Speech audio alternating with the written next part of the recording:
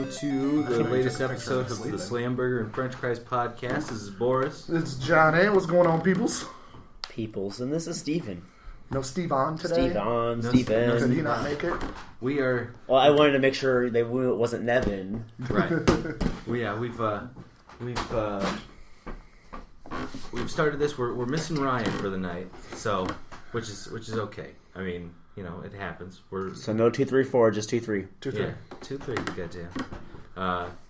So anyway, we are here to cover the post WrestleMania Raw, SmackDown, and just wrestling in general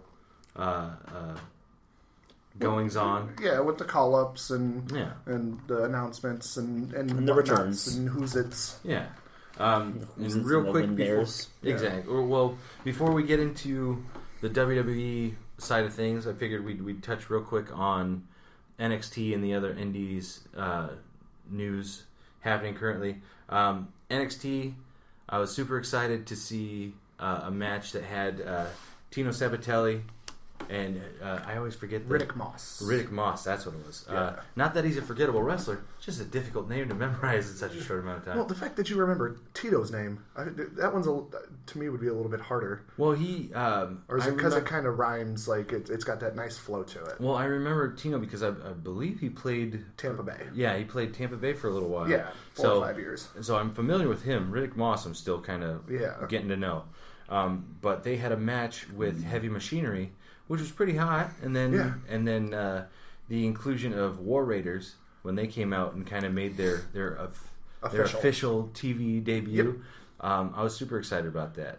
Heavy Machinery, like I said earlier, reminds me a little bit of the Steiner Brothers, and then War Raiders coming in.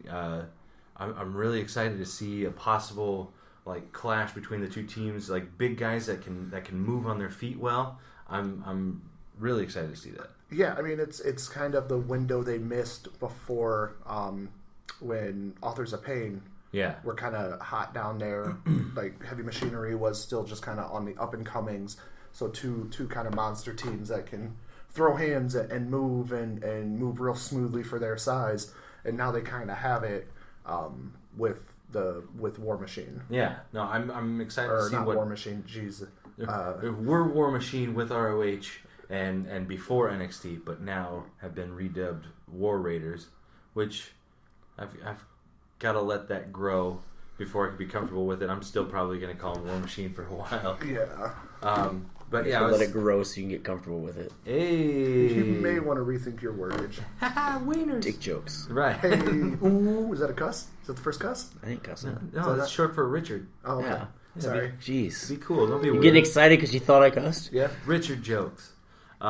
So I'm excited to see that with NXT. Other than that, the latest NXT episode was just promo videos and compilations from TakeOver, which was fine too, just to catch people up. And then they did Kyrie and Lacey Evans. That's right. Which I'm really digging Lacey as a heel. Yeah. Like, I mean, she's a military police officer.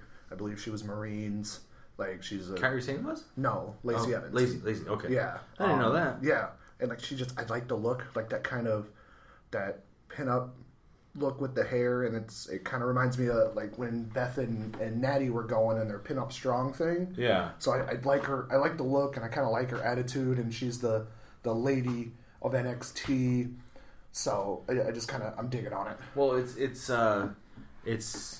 kind of gives off, like, a Sailor Moon vibe a little bit. Yeah.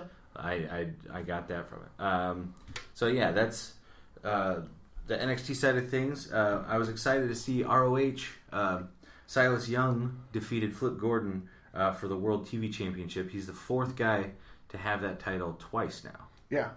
I mean, I've shared locker rooms with Silas for years. He got called up years ago before they moved everything to Florida. Yeah. To WWE, and then he got called up like right before they did it, and like they did a big going away thing in AEW where he kind of made a stand, and then like a month later had to welcome him back because he was on the cutting of the contracts. So was that about the time that Brad Bradley went to, or I think it was right around the time all those Chicago guys went and it was still kind of OVW was a development. Yeah. But now Silas, he's been busting his ass for years. Now to see him get a full-time contract in ROH and be doing all these things and killing it, and I really dig his last Real Man thing. Yeah. Like he's just a badass, but he's a really, really cool dude, and you can learn a lot by watching him. I many a times would, watch him go over his stuff in the locker room and just sit there in silence and watch what he does, because you can really, kind of pick up how to do stuff and all of that just by watching. So all psychology and everything else. Yeah. Well, all the stories I've heard about him, he, like you said, he's a real down to earth guy, and he's a great teacher. Yeah. So that's definitely somebody you want to have not only across the ring from you, but also just in the locker room in general. Yeah, and I mean him and Daniel Bryan tore it up before Bryan got signed, and I do believe the plan was for them to have round 2 when Bryan got released way back when with like the first NXT after that whole incident, but then he got signed right away again for the surprise at Survivor Series or SummerSlam. Was it Survivor Series or SummerSlam? Pretty sure it was Survivor Series because it was he was a part of a team. It was like WWE versus the NXT guys. I just couldn't remember because it might have been, but it felt like it was a SummerSlam thing. But either way, so that never happened. But I'm really happy to see Silas, getting his comeuppance finally. For sure. And I guess tonight ROH, while we're recording this, ROH is having another show, and Silas is defending the title against a guy named Cheeseburger. Cheeseburger's over, dude. Yeah. He's very much like Crotch, just a small stature, skinny dude, but character and personality through the roof. Cheeseburger actually had a match against Cody for the ROH ring. Cody debuted the actual Ring of Honor. When he was doing all that, and Cheeseburger had a match and put up a good fight. Really, it was almost reminiscent of Hurricane and Rock. Gotcha. Where the Rock's the big star, Cody being the big star. Yeah. Here's Cheeseburger. Cheeseburger didn't pick up the win, but just put up that fight and really gave Cody a run. Yeah. So it's really cool to see them not sticking to typical people. Let's get this guy who has a bunch of personality and a following and get people behind him, because Silas is their big heel. So it should be really fun. Well, I'm not too familiar with Cheeseburger, but liar. I love the actual Cheeseburgers, but the wrestler himself, not too familiar with. But everything I've seen and heard about him shows that he's definitely in a hot streak right now. So if you want to get caught up on ROH, get PlayStation View, because it's on there. So gotcha. You can kind of watch the ROH TV through PlayStation View, and anybody who wants to watch their weekly show, they put on some solid stuff on there too. I might have to give it a shot. So that was interesting. And then CZW. It looks like Joey Janela wrestled his last match with CZW. He was part of the CZW Best of the Best tournament. Speaking of the Best of the Best tournament, go on. See who was a surprise entrant in the Best of the Best. Yeah, Rich Swann. Yep. Yeah. After he retired from professional wrestling a month ago. Yeah. So, but everybody kind of agreed that retiring at 27, nobody was ready for that. They kind of wanted to see him come back. Yeah. So it was a lot of urging and pressure from his peers that are like, don't do, your career in WWE may be over for now. I think it was just more everything that happened. He was kind of in a low spot. I've shared a locker room with Swanee. The man, even if you don't know him and you see him, man's got a smile on his face all the time. Yeah. Like the stories of him growing up rough like he did. I mean, it's not a story; it's what happened. But that man was one of the more positive people I ever met, and he will whoop your ass in wrestling on the N64. And he cuts an amazing Bret Hart promo. Yeah. Well, if anything, you got to wonder everything that did happen. Like, we won't go too terribly into it, but you got to wonder too, like, after everything that happened, was he not just embarrassed to go back and with the idea that WWE may take that or take what happened and try and make it a storyline.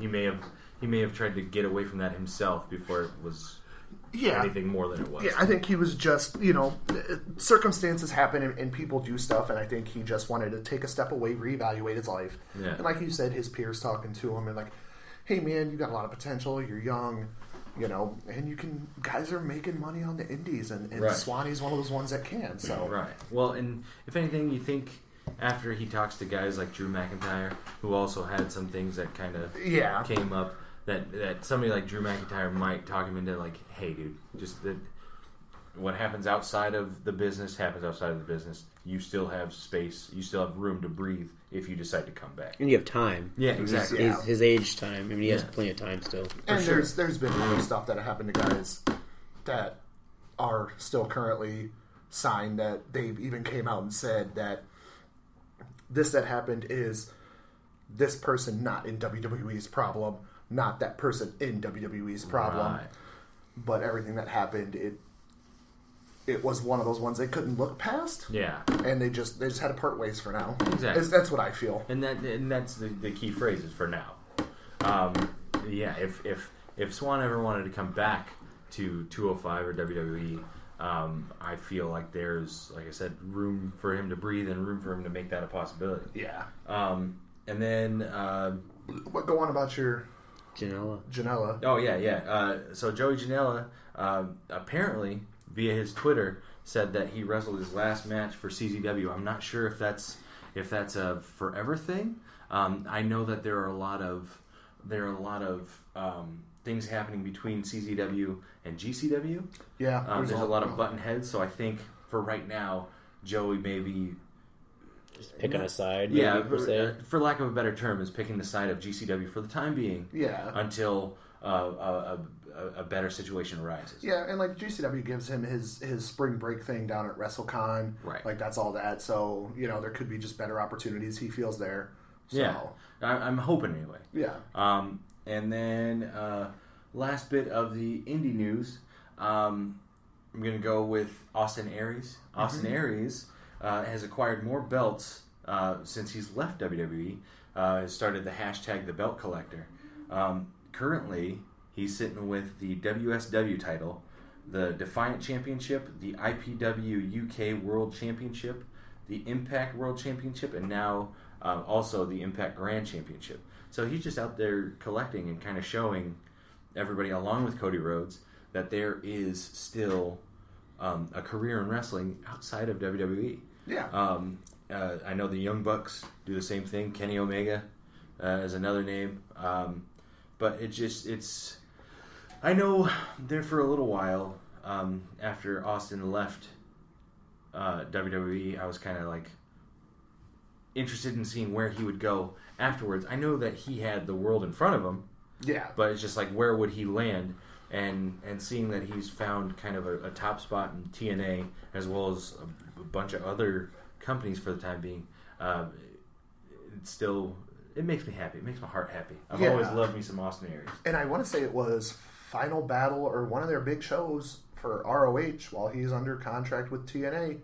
He showed up. Yeah. And I mean, he has such a rich history with ROH and was a big part of a lot of their history when the Chris brothers were there and Davey Richards was there and Seidel and Jack Evans and all of that with Generation Now and the Shelley thing and being the one who beat Samoa Joe, who was on like almost a 2-year reign. Right. And being the first 2-time ROH champion, I believe he was. He was the first 2-time champion. Yeah. He had some classics with Tyler Black, Seth Rollins down there. So, he has a lot of rich history with ROH. And I know TNA's kind of... Well, he had a couple... at least one pretty good promo program. Thank you. At least one pretty good program with Roderick Strong too. Yeah. Which is a bare knuckle kind of thing. Yeah. I was excited for that as well. And I'm kind of excited to see if with the new management TNA's under, if they're not going to open to try to work with some of these air quotes here number 2 companies in America to give a legitimate competition to WWE. So if you have a TNA and ROH and Lucha Underground, like 3-way kind of crossover talent migration type thing, it could really be something people could enjoy. For sure.